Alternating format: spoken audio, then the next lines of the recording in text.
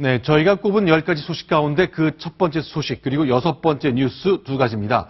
박근혜 대통령 이란에 갑니다. 테헤란로가 뚫려있는 그곳 과연 그 길을 닦을 수 있을지 그리고 중국이 드디어 본색을 드러내는 것 같습니다. 네, 그럴 줄 알았다. 이런 반응이 지배적입니다. 하나씩 점검해 보겠습니다.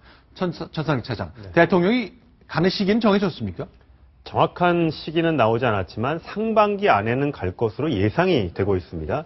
핵협상 이 타결로 국제사회 경제 제재가 해제돼서 이 경제적 호황을 맞고 있는 이란을 우리나라 대통령으로선 처음으로 박근혜 대통령이 상반기 안에 갈 것으로 이란을 방문할 것으로 지금 알려지고 있는데 이제 시기는 이 시아파 국가인 이란의 이 적대적인 나라가 이제 사우디아라비아인데 여기와의 외교 관계 그리고 아베 신조 일본 총리의 이란 방문 시기 이런 것들을 종합적으로 검토한 뒤에 최종 발표할 계획이라고 합니다. 자, 그러고 보니까요. 그동안 이란이 철저하게 핵 개발 때문에 봉쇄를 당하느라 우리가 별로 가는 걸 장면을 못 봤는데요. 이정훈 부장께 질문 드릴게요. 1962년 수교 맺었으니까 벌써 54년 지났는데 아직 우리 대통령 한 번도 안 간 겁니까? 네, 한 번도 안 갔다고 그러네요. 네. 자, 1962년 수교 이후에 과연 하나씩 한국과 이란 사이에 어떤 일이 있었는지 좀 봤으면 좋겠습니다. 자, 69년에는 어떤 일인가요? 네, 박 대통령을 초청했고 그 이후에 성사가 안 된 것 같습니다. 네, 안 된 걸로 알고 있습니다. 네, 김종필 국무총리가 이란을 방문했군요. 결국 김종필 전 국무총리가 부인과 같이 이란을 방문한 것으로 알려졌고요. 그러니까 네. 현직 대통령은 한 번도 간 적이 없었고 1975년에도 지금 김종필 전 총리가 이란을 방문했을 때의 모습을 네. 지금 보고 계십니다. 1970년대 교류가 활발해졌고요. 네. 선글라스 낀 JP의 모습, 젊은 JP의 모습입니다만 뒤쪽에 풀이 별로 없는 것을 보아 사막지대의 환경을 좀 그대로 보여준 것 같고요. 저게 1971년 상황이죠. 네. 75년에는 또 우리가 역시 석유 수입이 많았기 때문에 석유공사 총재가 한국을 방문했고 그때 이제 눈에 띄는 것이 박근혜 대통령이 영부인 자격으로 영접했던 모습이 있군요. 그리고 1978년도에도 네. 이제 박정희 전 대통령이 팔레비 왕을 초청을 하기도 했었고요. 네. 그런데 그리고 1979년에 이슬람 혁명으로 팔레비 왕조가 붕괴됐죠. 그 이후에 특별하게 많은 교류가 눈에 띄지는 않았습니다. 자, 1979년 팔레비 왕, 결국 왕조가 붕괴되고 망명을 떠나면서 우리랑 관계가 딱 끊겼거든요. 이로부터 37년간 별 교류가 없었습니다. 네. 지금 서울에 테헤란로가 있는 도로 주변 건물이 가장 비싼데요. 이란에 있는 네. 서울로 주변은 그렇게 대단하지 않습니다. 이게 무슨 얘기인가 하면 박정희 시절에 이란하고 우리하고 관계가 굉장히 가까웠는데요. 그 이유는 미국이 팔레비 왕조랑 굉장히 가까웠었습니다. 그래서 네.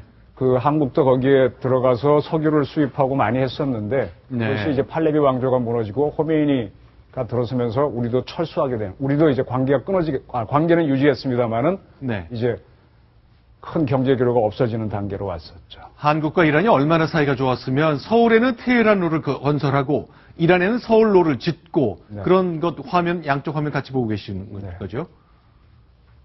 네. 자, 그러면요. 그런데 이란이 이제 경제 제재가 풀리고 핵 포기했잖아요. 핵 개발하겠다 포기했는데 그러니까 이란 대통령의 해외 순방도 늘어나고 있습니다. 최근에 이태리도 방문하고 유럽 방문 계속 이어지고 있는 거죠. 그렇습니다. 이탈리아 이제 정상회담장에 나타났는데 정상회담을 하게 되면 이제 만찬 메뉴는 뭐가 되고 의제는 뭐가 되고 또 영접은 어떻게 할 것이고 장소는 어디서 할 것이고 이런 것들이 굉장히 큰 의제지 않습니까? 네. 네.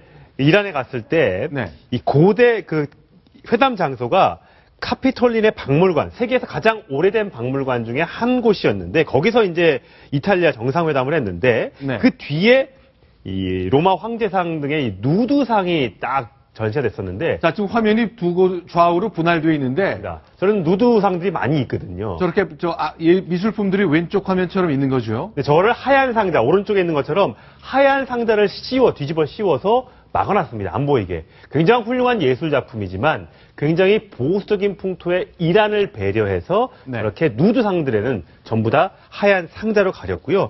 지금 다 박스처럼 보이는 것들이 다 예술품이 있는 것들인데 그렇습니다. 다소 노출이 있었다는 2000년 전 예술품 때문에 일단 가린 거군요. 그렇습니다. 예, 이란을 배려한 것이고요. 또 만찬장에서 보통 이제 만찬주가 나오잖아요. 근데 이슬람에서는 술을 마시지 않기 때문에 만찬주도 제공을 하지 않았다고 합니다. 굉장히 이 여러 가지의 세심한 배려를 통해서 현재 지금 중동에서 이란 원유 관련 시설 개보수에 네. 최대 1,450억 달러, 약 174조 원이란 막대한 돈을 이란이 투자할 예정이거든요. 그래서 중국이나 일본, 그다음에 유럽, 미국 여러 나라들이 지금 거기에 가서 선점을 하기 위해 노력을 하고 있기 때문에 직접 이란에 가기도 하고 이란 정상을 초청해서 일단 융숭한 대접을 하고 있는 그런 각 세계의 비즈니스 외교가 한참 펼쳐질 것으로 예상이 됩니다.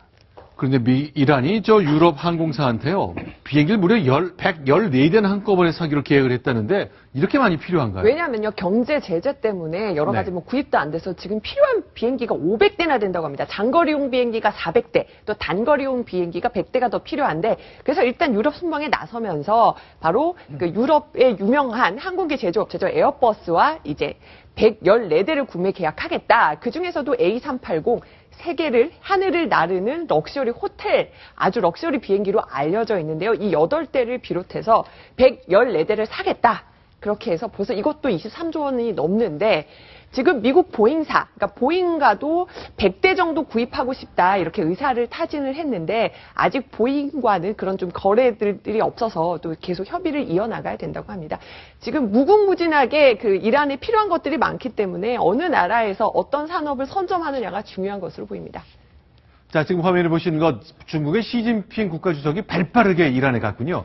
외국 정상 중에서는요, 가장 먼저 경제 제재가 해제된 다음에 이란이 제일 먼저 찾은 바로 외국 정상입니다. 자, 저렇게 중국이 빠르게 움직이고 저 철저하게 중국의 국가 이익을 위해서 움직이는 것, 뭐 당연한 얘기입니다만, 저런 활동이 반갑지만 않은 것이요, 중국이 너무 철저하게 자기 나라 이익만 챙기는 것 같아요. 바로 북한 핵에 대해서도 그렇죠. 지금 황구시보의 이제 사설의 한 문의를 보면은 네. 북한을 설령을 제재를 하더라도 민생 피해를 줄여야 된다. 다른 게 아니라 원유 수출 금지하는 것 같은 걸 중국이 수용하지 않겠다는 거예요. 중국은 네. 어떤 입장이냐면 이게 북한이 원래 근본적으로 잘못한 건 맞는데 네. 그렇다고 할지라도 북한은 지금 미국의 어떤 압력 때문에 저런 식의 행동을 하고 있는 거고 또 네. 남쪽과의 관계 때문에 저런 행동하고 있는데 왜 중국 보고 나서서 우리 보고 책임을 져라고 하냐. 네. 우리 문제가 아니다. 우리를 압박해서 안 된다라는 식으로 약간 뭐랄까 굉장히 기분 나쁘다는 식으로 지금 묘사를 하고 있습니다. 네, 지금 중국이라는 나라가 상당히 재밌는 외교를 하고 있는데요.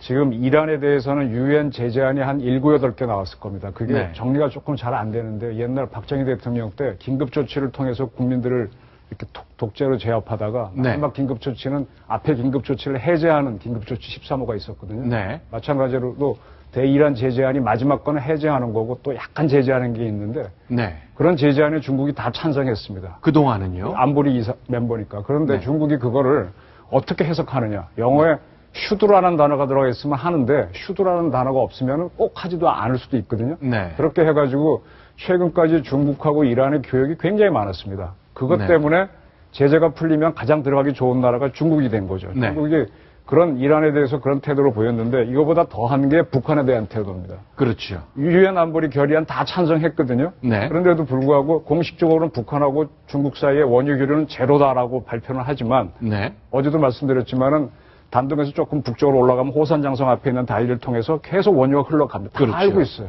그렇게 하면서 그렇게 하고 그걸 끊으라고 하니까는 네. 그거는 자기네 주권 침해다 이렇게 나오는데 네. 이거는 중국의 조금 오만일 수 있습니다. 오만일 뿐만이 아니라요. 이런 건 어떻습니까? 자, 황국 취보 사설, 인민일보의 자매지니까 사실 모든 논조를 중국 정부가 통제하지 않습니까? 사드 문제와 관련해서요. 박근혜 대통령 그리고 국방장관이 얘기를 했습니다. 그런데 이렇게 되면 한국은 대가를 치를 준비를 해야 된다. 그게 재밌는 표현인데요. 네. 저게 만약에 우리는 대통령이 얘기하셨고 장관이 TV에서 얘기했습니다. 네. 저 이야기를 중국의 주석이나 네.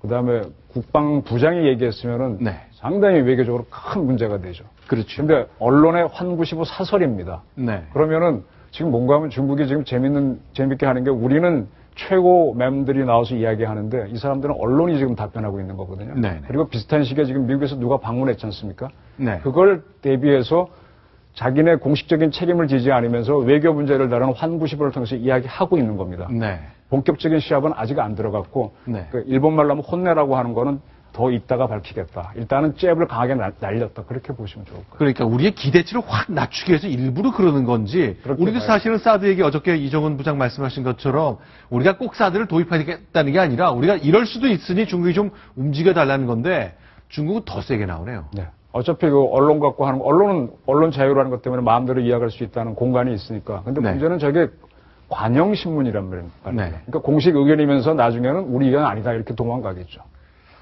자, 중국 지금 화면에 보이시는 대로 시진핑 국가주석 웃고 있습니다. 그리고 우리에게 그 미국만 사랑하지 말고 중국과도 친하게 지내자 이렇게 끊임없이 구애하지만 자신의 국익과 관련된 일에 대해서는 철저하게 우리의 입장을 외면하고 있습니다.